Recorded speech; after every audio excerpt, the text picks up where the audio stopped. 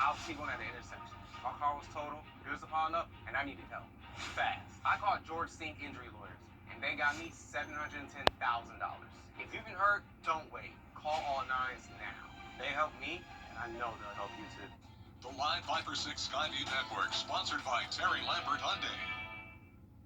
Live from Television Park, this is WJBF News Channel 6 at 5:30. Good evening, everyone. I'm Dee Griffin. Thanks so much for joining us. We begin with a look at your local headlines. In Augusta, investigators need your help identifying a person wanted for murder. The person on your screen is accused of stabbing 30-year-old Martin Gordon last night. Deputies say they received a call to the parking lot of the Village West Shopping Center, that's on Washington Road, where Helms College is located. The victim died at the scene. North Augusta may move its city elections to November to save money and get more people voting. North Augusta holds the city elections in May, off the federal cycle. Each election costs $10 to $14,000, and just for staffing and administration. Turnout is low, and moving elections to November could boost participation and make voting easier. Once approved, it takes just 2 readings, and the new election dates could be official next week. We'll continue to follow it. Aiken city leaders approved the sale of the Hotel Aiken property. Oliver Hospitality Group will buy it for $2.5 million. The group has a 120-day inspection and can come back or back out anytime. A parking deck is planned, but the size and location are not set. Next, the city and developer will finalize a deal, then the design review board must approve. Well, happening now, the Senate is getting ready to have an 8th vote on a measure to reopen the government. This comes as the effects from the shutdown are being felt across the country. More than 750,000 furloughed federal workers plus essential employees required to work won't get another paycheck until Congress reconvenes. Christian Cordero has the latest. This time now for a first look at our forecast with meteorologist Jenna Petracci, and it was another beautiful day. Yeah, looking great out there, Dee. You can see all the sunshine on our Terry Lambert Hyundai Skyview cam from Augusta Marriott looking over the river. And as for our temperatures, it's a bit warmer than yesterday, so we're right around average for this time of the year. Some places a bit above average, but overall we're seeing upper 70s to lower 80s. 82 in Millen and Louisville, 81 in Thompson. Allendale, you're at 79, Augusta 82, 83 in Wrightsville, that's our warmest spot, tied with Lincolnton, also at 83. And our dew points are in the upper 40s to low 50s, so not super dry air, but definitely no rain in sight, no cloud cover. And you can see those winds are coming out of the north. 10 miles per hour in Augusta, 11 in Aiken. We're seeing gusts occasionally up to around 15 miles per hour this evening. And that low pressure system that brought rain across the coastline over the weekend is moving further and further out to sea, and high pressure is building in. So we're going to have some really great weather in store over the next few days. Great weather for the Western Carolina State Fair. Tonight's going to be clear, and we'll be down to the upper 60s by 9 p.m. So not super cold tonight. Low temperatures around the mid-50s on Wednesday and Thursday. But check out Friday's low temperature. We're actually dropping all the way down into the upper 40s for the first time this season. I'll have a look at how long that cold air will last coming up, and back to you, Dee. All right, thanks so much. We'll see you in a few minutes. Parts of the East Coast are cleaning up. That new study also found nearly 2/3 of kids began using social media before age 13. Well, coming up, it's dedication night on the Dancing with the Stars show. And we will have a preview of who each celebrity is honoring next. Oh, and I'm excited for that. I'm a huge Dancing with the Stars fan, and I'm also a huge fan of this weather. Lots of sunshine sticking around. We are also going to be pretty much dry. Rain chances on Sunday are decreasing, and we will have some chilly mornings. I'll have a look at your full forecast after what's trending. Tonight, the hostage release and the Live 5 for 6 weather team is coverage you can count on. Welcome back, everyone. It's time now for a look at what's trending. Grammy award-winning R&B icon D'Angelo has passed away. D'Angelo had one of his biggest hits with the song Untitled, How Does It Feel, in 2000. That pushes his album to the top of the Billboard charts and won him a Grammy. He's credited with helping propel the neo-soul movement of the early 90s and collaborated with everyone from Lauryn Hill to Tom Jones. D'Angelo's family says he died earlier today after a long battle with cancer. D'Angelo was just 51 years old. And this is just such shocking because he was part of the soundtrack of my life. And oh my goodness. And, the mother of his son, Angie Stone, died just a few months ago, or maybe about 6 months ago. And it's just shocking all around. Shocking, but prayers for his children as well as his family. Well, a single Oklahoma State football fan may have created a new tradition for the team.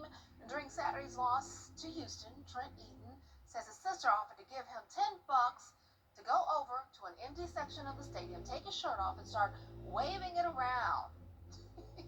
He did, and after a bit, other fans started joining him until the whole section was filled and waving around T-shirts. Trent says it was likely just a one-time thing for him, but Oklahoma State's football coach loved it. Our director, Jared said that it stinks, but it reminds me of P.D. Pablo's North Carolina, raise up, take your shirt off, twist around, your head spin like a helicopter. Okay. The ballroom will be overflowing with emotions tonight on Dancing with the Stars. It's dedication night, which means each routine will be dedicated to someone special in each celebrity's life. George Pinocchio has a preview.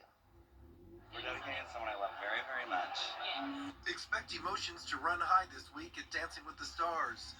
Each celebrity has selected a family member or a friend to join them on the ballroom floor. The 10 remaining couples will then pay tribute to them with heartfelt and meaningful performances. Family is definitely top of mind for the dancers. I don't want to give too much away, but we have something lined up next week that I think is really special, and I'm dedicating it, I think, to the person who means just so much to me and is really the reason I am the person I am today.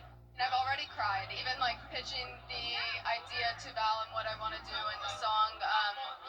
It's going to be an emotional week for sure, but I think it'll be therapeutic for me. For a few celebrities, family can take on different meanings.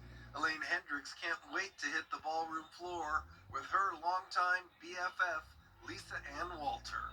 She has experience from a long time ago, and then, time and life happens, and so, and then this is going to be the first time we're dancing together. So it's really very, very special. The dedication could be leaning to a certain person or show who believes that you don't have to be blood to be family. Danielle Fishel will pay tribute to her Boy Meets World co-star, William Daniels, a.k.a. Mr. Feeney. There's going to be a lot of crying, but I'm also hoping there's maybe less crying than usual. I think there's some tricks up Dancing with the Stars' sleeve that might help make it also an emotional and sentimental night, but also a very hopeful and joy-filled night as well. Two-time Mirrorball champion Kim Johnson will join the panel as a guest judge. In Los Angeles, George Pinocchio for ABC News. Oh, it should be a great night. You can watch Dancing with the Stars tonight right here on News Channel 6 beginning at 8. And don't go away because Chief Meteorologist Jennifer Tronti has a look at your forecast. Warm days, chilly nights. Nice fall weather, sounds like to me. She has Solar coming up next. When you get approached from somebody, No payment until 2026. Driving to the end zone with Gerald Jones Ford. Score a great deal at GeraldJonesFord.com. Children First on WJBF News Channel 6 is sponsored by Bridgestone, solutions for your journey. Now, your most accurate forecast with WJBF Live Viper 6. Welcome back. I had a fantastic day today because I got to spend it with these sweet people pictured here. This is St. John Methodist Church Senior Group from Graniteville, South Carolina. I attended their luncheon today, and I actually have the photo of a Thanksgiving feast in the background because they had a potluck and everyone baked the most delicious food. I was so grateful that they fed me such a wonderful lunch. There was dessert. And I just had such a good time presenting a presentation to them about my job as a meteorologist here at WJBF and all about my background. These people were just fantastic. Thank you so much for having me. It was great meeting all of you, and I hope to come back again in in the future. Here's a look now at our Terry Lambert Hyundai Skyview cam where we have abundant sunshine. It's just a gorgeous Tuesday. We're at 82 degrees. We have a northeast breeze of 10 miles per hour and humidity is low at 35%.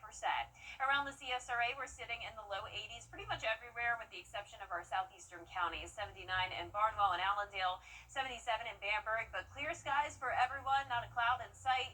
Definitely no rain nearby as this area of low pressure exits and high pressure is building in. So your Wednesday forecast looks great as well. 55 in the morning, low 80s in the afternoon, pretty much right around average for this time of the year. But low temperatures are dipping down into the upper 40s, so a good bit below average for Friday and Saturday morning. So bundle up if you're headed out early. That's going to feel pretty cold.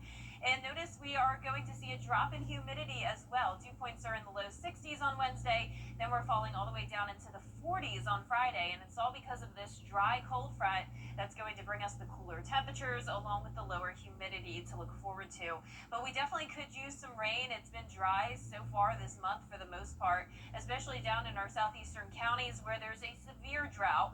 Bamberg County did pick up around 2 to 3 inches of rain over the weekend, so we'll see when our drought monitor updates on Thursday if we see any improvement here. But we could definitely use more rain everywhere, as Augusta has only picked up 0.37 inches so far for October, when typically we have 2.5 roughly. So we're going to see a 30% chance of rain on Sunday, but it's not looking like a washout. Saturday is definitely going to be nice and dry with the south wind coming in, keeping us warm. And then as we go into Sunday morning, still a dry start to the day, but then here comes this cold front. So this is a secondary front. It's not going to drop our temperatures a whole lot, but it will bring us that slight chance of rain. A lot of the rain looks to break apart by the time it makes it to the CSRA, but showers are possible Sunday evening, but then we dry out quickly on Monday. Our low temperatures tonight will be in the mid-50s, and our high temperatures tomorrow will be in the lower 80s. Your 10-day forecast is showing the sunshine over the next couple of days, just a bit more cloud cover on Friday. Back to sunshine on Saturday with that chilly morning. Then our only chance of rain comes in on Sunday because notice all of next week is sunny and dry as well, with the fall-like conditions continuing. We like that. Thanks so much. Good. All right, we'll be right back. If you have both Medicare, the choice is yours. Or lease the CRV for $369 a month and make no payments until 2026. Driving to the end zone with Gerald Jones Honda. Score a great deal at GeraldJonesHonda.com. When it comes to the weather, planning ahead is essential. That's why the 10-day forecast on News Channel 6 is sponsored by Chris Hudson Injury Law. From here, for you. Brandy Taylor is a proud product of the Burke County school system. Now she's giving back to her community and out of the classroom. Brad Means introduces us to the winner of the Golden Apple Award. Brandy Taylor has been a key part of a positive, productive learning environment for 25 years. She teaches Georgia Studies at Burke County Middle School. It concentrates on Georgia history so that when they go to high school, they know what their history is from their state.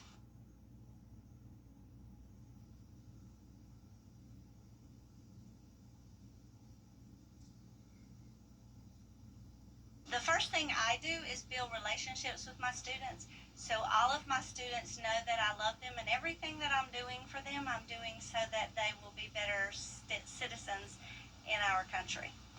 Brandy Taylor is also Coach Taylor. She's in charge of the cheerleading team, a job she was destined to have ever since being among the first cheerleaders back in the day at Burke County High School. I love to teach them leadership skills so that they can take it with them when they get to be adults. And I have one particular girl who went in the National Reserves after, and she said that the conditioning and the training we did in cheerleading helped her be better at her job. And after a quarter century in the classroom, Miss Taylor gets to see her former students and athletes going on to do great things in life. I have students that are now coaching. They were my cheerleaders and my students, and they're now teaching and coaching in other schools. And I love to give back to the place that shaped me into who I am. And congratulations, Ms. Taylor. Now, if you know a teacher who deserves the Golden Apple Award, please let us know. Just go to WJBF.com, find the Golden Apple link, and fill out a nomination form. News Channel 6 at 6 is next.